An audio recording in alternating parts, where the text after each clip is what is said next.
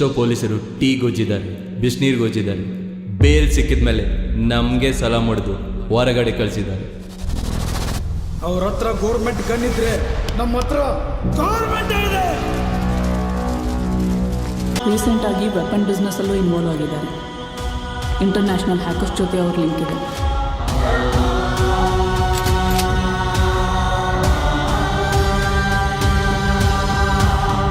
ನಮ್ಮ ಸ್ಟೇಟ್ಗೆ ಅಷ್ಟೇ ಅಲ್ಲ ಸರ್, ಬೇರೆ ಬೇರೆ ಸ್ಟೇಟ್ಗಳಿಗೂ ಬೇಕಾಗಿರೋ ಮೋಸ್ಟ್ ವಾಂಟೆಡ್ ಕ್ರಿಮಿನಲ್ ಸರ್ ಅವರು.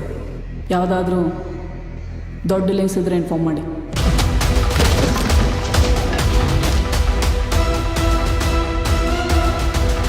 ಸರ್ ಆಲ್ಮೋಸ್ಟ್ 70% ಇನ್ವೆಸ್ಟಿಗೇಷನ್ ಮುಗಿದಿದೆ.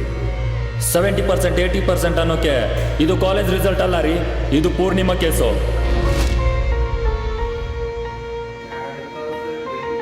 ಖಂಡಿತ ನಿನ್ನ ಆಸೆ ನೆರವೇರುತ್ತಣ್ಣ.